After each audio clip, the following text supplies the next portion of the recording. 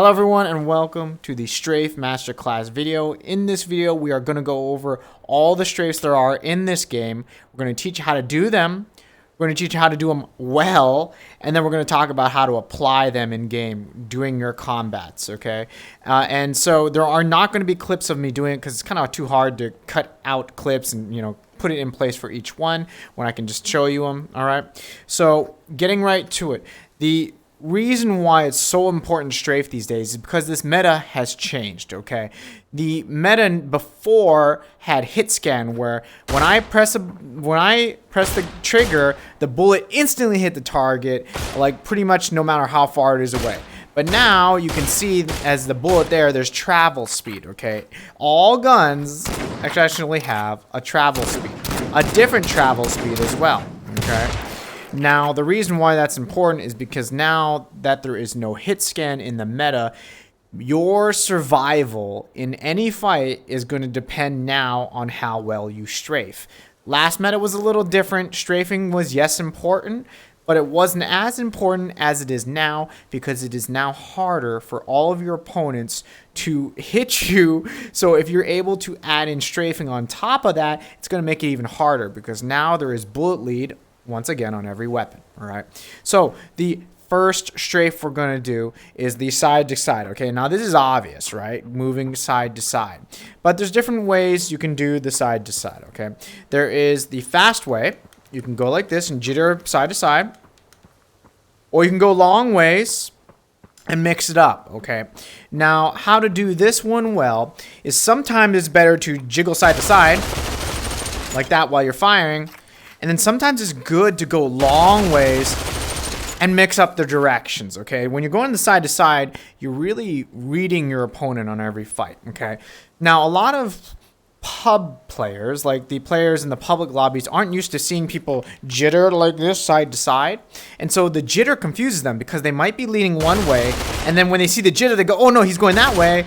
And then they see you jitter the other way and they go, oh no. So like you're throwing their mind off when you're jittering like this. And I exaggerated that reaction there. But when you're jittering like this, you're really just throwing your opponent for a loop when they know they have to lead their shot. Okay, so this works better for really long distance, the side to side jiggle. Okay, the side to side done quickly, that is. All right. Now, it doesn't work so good on like really good players because really good players, like they know how to, they see so many people do the side to side that they know how to, like, their brain knows how to like respond quickly to side and they're just gonna gun you down. Okay, but there is one advantage of doing the rapid side to side. Doing the rapid side to side, your aim is pretty easy actually. Now every time you move in all of these strafes, your aim is going to be thrown off. Okay, so you actually have to practice firing with all these weapons while you're doing the strafes. Okay, so for example, if I go this way, it's not so hard if I'm only going one direction, right? But if I'm going like it's really hard for me when I'm switching directions all the time to keep my aim dead on target.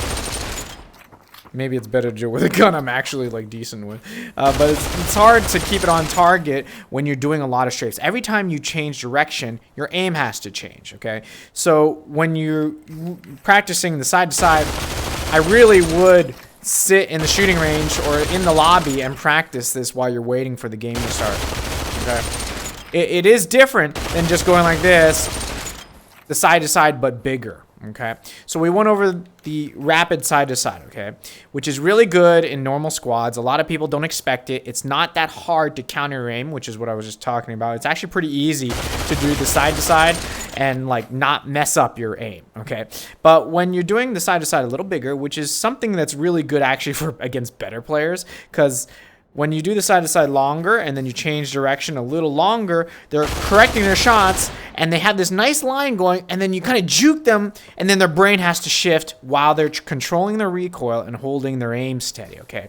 So against better players, usually it's better to like mix up the directions a little bit. So I'm going to go a little long, short, long, or go long, short, long, right? You're trying to mix up the direction. So You can't see what I'm doing, right? But I'm gonna go like left, long, or long, short, long, backwards, this way, right? You want to mix up the directions. You kind of get a feel while you're, the person shooting you on like how well they're tracking their aim, right? And you can change directions while they're shooting you. The reason why, when I told you about the side to side, I should have mentioned this, is that when I'm going side to side, the reason why I like doing a short and then a long again is because when they got a nice stream going for the side to side and you do a short, they start trying to change direction, and then you go long again, they already started moving this way, they're going to miss a couple shots before they regain their aim on you, right? But every time you change directions again, you're going to have to account for the recoil difference. Your aim is going to jitter a little bit every time you change direction, so I do recommend practicing. So again, side to side, you can do the jitter, or you can go longer while you're mixing up kind of like unpredictable patterns. So long, short, long, right? So like just mix it up a little bit.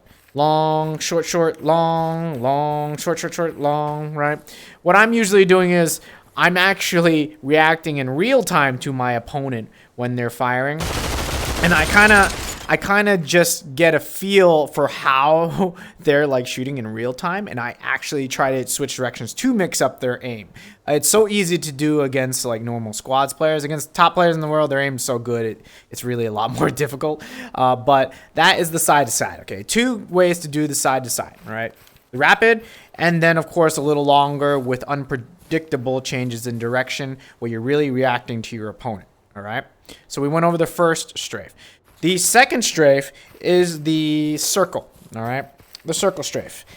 All right, this one is really good, all right? And there's ways to use this one really well. So the circle, it's obvious. I'm just doing a nice circle here, right? Now, of course, when I'm changing, every time I'm going in this circle, I kind of have to adjust for that for my aim, so it's really important to also practice this, okay? Now, the circle is not really a good one to do, right? Like, if I'm standing here dueling someone, like firing while they're standing there as well, and I don't recommend you duel, watch my Get Good tips, but you don't use this one when you're standing dueling someone, okay? But this one's really good for 1-1-1, okay? Check this out here. So, the oval is really good for up here, where I'm peeking or strafe peeking, whatever you want to call it. This kind of peeking, but it's really strafing. You're strafing in and out, okay? So I'm like in and out here. I see the target, I fire, and I'm back, right? And back. So I'm only exposed for a second or two, right? And I'm getting my shots off and I'm down. So this is where the oval is really, the circle is really good, all right? Is when you're only exposing yourself for 1 second-ish, ideally, and you're getting your shots off. You might even pre-fire a little bit, like, okay, fire now. See that? See how tight that was to the rock? Like, I don't think I hit the rock here. No, I did hit 1 bullet on the rock, but all those other bullets are right there before I even visually saw the target. You might not be able to see that in the video, but like I pre-fired. So like I knew he was there. I know it's close range. Boom. Like I'm trying to pre-fire before I even see it. So that way you're getting the shots off before the enemy and you're getting them killed, right? Now, the reason why this one's so important is because of a concept called peeker's advantage. If you don't know what I'm talking about, check out my video on peeker's advantage, where it's like a 10-minute video that explains it, okay? But what I'm trying to do is I'm trying to peek the person so that he only sees me for less than a second, even though I saw the target for like 1/1000, like a full second. He saw me for less because of peeker's advantage, okay? If he's just sitting there looking at me and I'm doing this strafe, boom, and out, like he saw me for less than I saw him there. And that's because of peeker's advantage. So what you're trying to do is manipulate peeker's advantage while you're strafing the target there, okay? He's not exposed, boom. And you can even, if you want to do this well, right, you kind of lift your gun above the target. So you're keeping your peek as tight as possible. Like, I don't need to see the target's feet, right? There's no, like, if the feet is right there, there's no reason for me to see the person's foot. If I can see their head and their body, I can just stick my hand out, boom, right? And I'm getting this nice strafe shots on behind some hard cover. I'm not exposed, and that's so important, okay? So in other first-person games like Rainbow Six Siege, like peeker's advantage is the name of the game, and pre-firing on your target, okay? Because it's all about dueling. The better you are at manipulating peeker's advantage while pre-firing as much as you can, the better you're going to win those one-on-one duels. Okay, so this one is really powerful, the circle.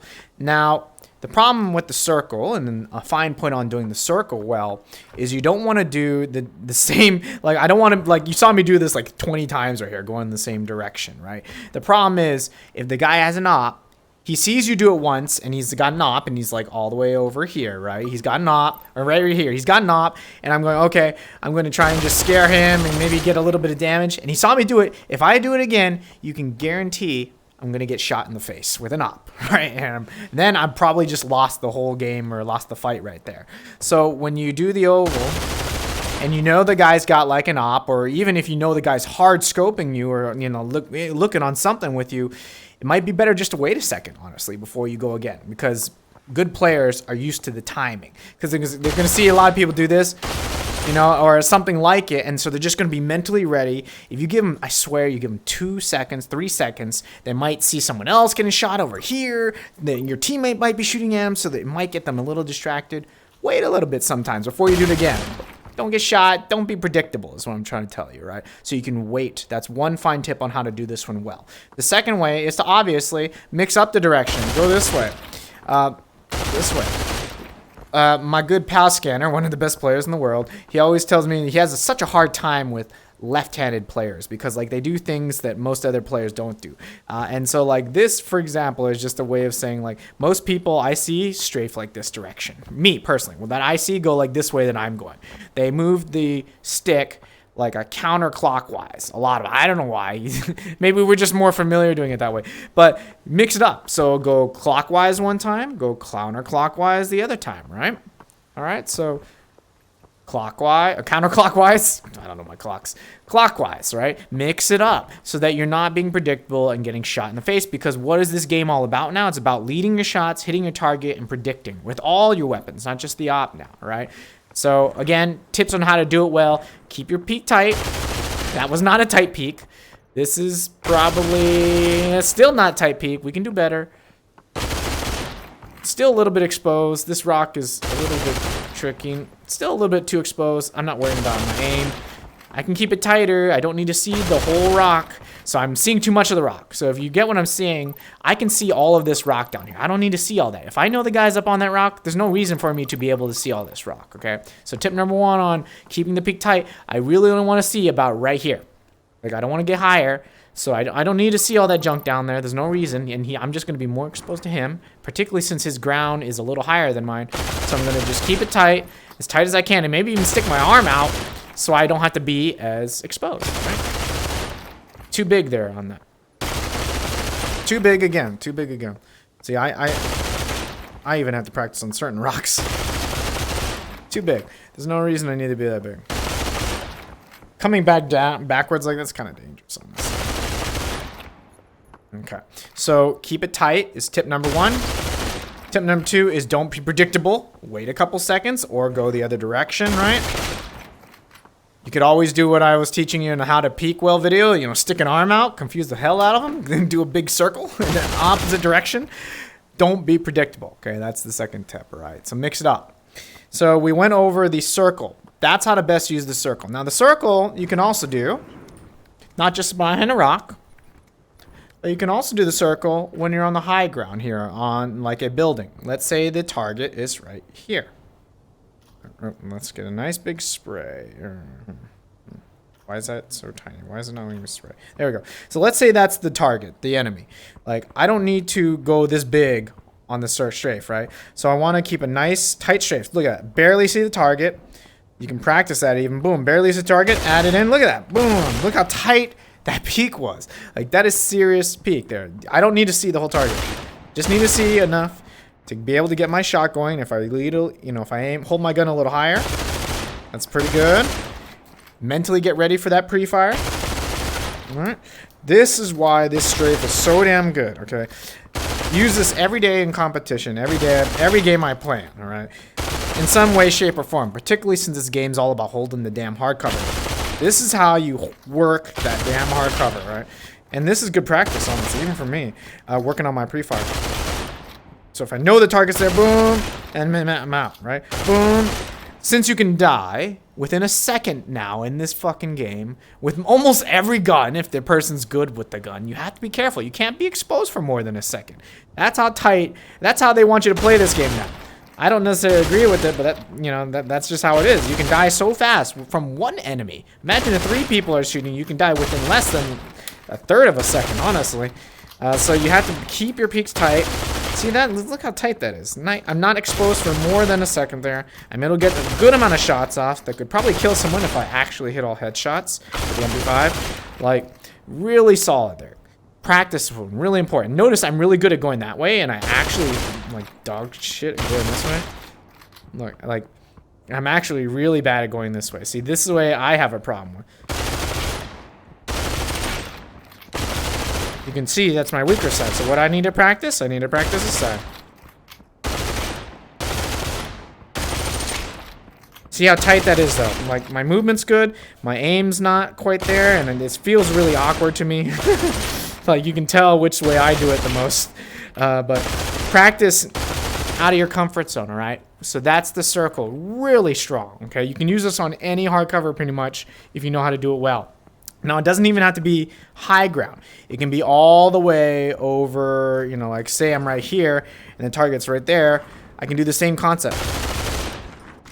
And I'm down again, right? So I'm up, I'm down again, right? Same concept. And down again. I keep hitting this damn fan. All right. So it doesn't have to apply just to, you know, being right on top of your target. It really applies everywhere. So like if you use your hardcover appropriately, like you're holding tight angles, then it's really, I could go like, let's say over here, let's see what I can see on this hardcover. See, I can keep myself covered from anything below this mark. See that, what I'm saying? So like if I see someone peeking this rock right here, I can pretty much be covered by doing that. See how tight of an angle I'm holding? This game is all about these tight angles right now.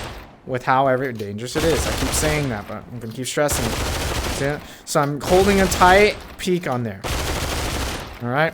So this one is really, really important for the hardcover, whereas the side to side was really good for dueling, right? So we went over 2 strafes. Now we have the last strafe that we're gonna go over in this video, and this is the figure 8. I call it the good bet because I learned this from watching Good Bet, who used to be one of the best players in the game, and I still see him around. I think he plays other games, but he'll join a competition here or there. Really cool guy, not just a really excellent skill player, but a really nice guy and a really cool guy as well. He would coach a lot of new players and do a lot of, you know, like at lower competitions. He's a really cool guy. So anyways, I learned it from doing him, but advisory for doing the figure 8. I had broke literally like 2 controllers, Valve Index controllers, $150 each, mind you. I broke the analogs doing the figure 8 like on 2 controllers, right? Like literally, because when you're doing the figure 8, it just fucks up your analog stick, all right? So the figure 8 is literally a figure 8.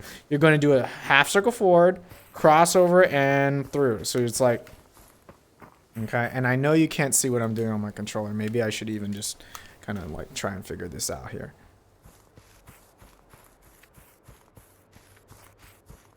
That's one direction. Okay, you can do it at different speeds, so I'll go big for now, so you can just see the motion of my control. All right, I'm going big. I'm going even bigger just so you can see. All right, this is the figure 8 going big. Now this is the figure 8 going small. And this is how he used to do it. He used to do it really fast. He mixes up the directions. Like he would go one direction and he would swap it the other way. And it's really confusing because you're like, wait, is he going forward or back? Oh, wait, is he going side to side? And he kind of manipulates all the different angles. And so he was really good at like tricking you when you shoot. I swear, a lot of people just called it the good bet strafe, honestly, back in the day when bullet lead was such an important thing. Bullet lead, if you didn't know, used to be worse back in the day. So it was really a lot about how well you could predict. But now we're back to a slightly slow bullet speed meta, so you have to know it. So again, the figure 8, Be careful, you're gonna break your analog, I shit you not. So I don't do the figure 8 anymore because it's not worth it to me, because these controllers break when I just look at them funny anyways. But on a Quest 2, I would probably do it because those controllers are way cheaper. But the figure 8 is really good because it's very confusing, okay? Because you can manipulate the forward direction. You can also manipulate the side, right? Like you're working like diagonal angles. Like you can manipulate like yourself in every direction essentially. So you have, in theory, you have full control like in all planes, and like you're tricking the crap out of your enemy because it's like, wait, oh, I thought he was going side to side. Oh, no, I think he's going forward back. Oh, he's actually doing both of them, like in their brain, right? That's what you're doing. So it's really good against like beginner players because like no one sees like someone do figure 8s in like a squads lobby. I've never seen, honestly, I don't see anyone doing figure 8s anymore, and I think that's because of how bad it wrecks your joysticks. But the figure 8 is a legitimate strafe.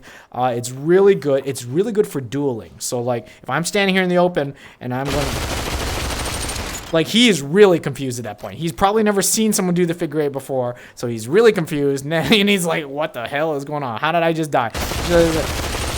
Like, you can mix up all the directions on it. It's really fantastic. I don't go that hard on my analog unless, like, I'm in, like, a Diamond Division competition. Like, you know, like, the most serious. But, like, you know, like, you can really, it's really good. Don't get me wrong.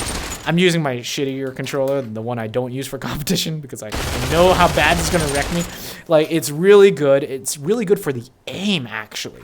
What I really like is you'll be so surprised at how good your aim is while you're doing it. It honestly feels easier to aim doing that than doing the side-to-side, because the side-to-side, if you didn't realize, it has a really, like, it really manipulates your aim side-to-side, so you have to move the gun, you know, as you go. But actually, the figure 8, it feels so natural when you're doing it that, like, it's actually easier to control the recoil, honestly, which it doesn't make any sense. But it just, since you have larger movements, you have to do more recoil control, obviously, right? So it's a really good technique. It's really good for the dueling, okay? And that's where you use it. I wouldn't do that up there so much. I mean, it works, sure. But honestly, these days, you can't stand in the open for more than a second, like I always keep saying. So I would prefer doing the circle peek up on, like, you know, on hardcover. Like I was saying, the circle peek, I would definitely prefer doing the circle peek over, yeah, right there's the target, over the figure 8 here. Because, like, I shouldn't be this exposed anyways, because, like, guns have bullet travel distance, but, like, you can, if 3 people shooting at you, like, it doesn't matter if they miss some shots because 3 people gonna melt you, okay? So I would keep, like, what's most important right now is just not being exposed, right? So the oval, or the circle, I keep calling it oval, the circle is really the best one to use because you should always be holding hardcover now out of the strafes, all right? Peeking is always, like, a legitimate thing to do. You can watch my peeking video if you don't know what I'm talking about, but peeking is always a good thing to do. But if you're going to stand anywhere in the open, make sure that you know that there's not people, for example, on the sides of me here where I'm exposed. I know that there's only enemies, like, here where I've got this angle on them, and so I can, like, you know, I can get my nice circle strafing going, okay? So we talked about the 3 strafes, the side-to-side, the circle, and the figure 8. We talked about how to do them well, some fine points, when to use them, right? But again, I'm really just going to emphasize that when you're playing in game, when you are dueling someone, which I do not recommend these days, don't duel unless you know you're going to win. When you're doing the strafing, you really have to just react to the person. Like, you can really juke out some people. Like, my friend Spray and Pray, when I was practicing strafes a long time ago, you know, I would do this one a lot side to side, and he was like, don't do the side to side. Like, it's so easy, because he knows me so well too that when he fights me, he's like, yeah, I'm always gonna hit you with an op shot, like when you do the side to side. But, like, you know, what he he loved when he was telling me, he's like, you know, go a little bigger, and I have such a hard time hitting you with the op. Like when I was first learning this, like, long time ago, right? The different strafes and going over them for myself. So mix it up, be unpredictable. Really the best way to do these strafes is do a damn different one every time. like in an actual fight, you probably want to do all of them. Like, if for some odd reason you're standing in the open for 4 seconds, you go side to side, you go figure 8, and then you go, like, the circle too. Like, just do it all just to confuse the crap out of your enemy, right? So when you're in the actual fight, you know, like, just mix it up, be unpredictable, but react to your enemy. Like if you see them getting a nice steady stream going horizontally, it's time to change damn directions. You know what I'm saying? Like, so fine point for the side to side, really important. When you go inside to side, add in shorts to the longs because it jukes up their aim. They're going to jitter, and every jitter they do is probably a couple shots they miss, which makes it a lot, that's just more health for you to win the fight, essentially. So I hope you enjoyed this video. I know it sounds like obvious, but trust me, like you got to practice it. Like in the shooting range, when I was learning, I don't have to practice these anymore. This is not a skill I say you have to practice every day, but you should definitely spend like a week in the shooting range practicing shooting a target while doing these things. And maybe do it on the targets that register your shots, so you have some feedback, performance feedback. But really practice, and you'd be surprised at how bad your aim is when you're strafing, and particularly when you're changing directions. Okay, so I don't practice that now. That's only because I've been playing this game for 2 years or longer now, maybe, and so like that is intuitive to me, and I don't have to do it. But honestly, I bet you 90% of players do need to practice this in the shooting range. So when you're working on a gun, like if you want to master the MP5, which at this moment, if you're watching this video, it's the most OP gun in the game, like you do have to like get used to when you change directions. Like you got to get your brain used to, okay, I'm going to switch the aim up every time with my analog, okay? And you got to practice this in the shooting range, because when you're in the fight, when everything else is going on in the fight, I don't want to be thinking about my aim at all. That's one tip for you, extra tip. Like when I'm in game, the reason why I warm up in the shooting range is because I don't want to think about my aim in the game, because I have so many other things I have to think about. Okay, I have to think about this guy on his friends over here while I'm shooting that guy, and oh, there's another guy over there, and then there's a third party coming in this way. Like I have to think about all that, and I have to think about the peak. Like there's like multitasking going on. I really don't want to have to worry about, and mentally, I got to focus on my aim. I'm changing directions. I got to get the aim spot on. No, I don't have mental cognitive processing for that. All right. So practice makes perfect. All right. And with that, I hope you learned something. Have a great day.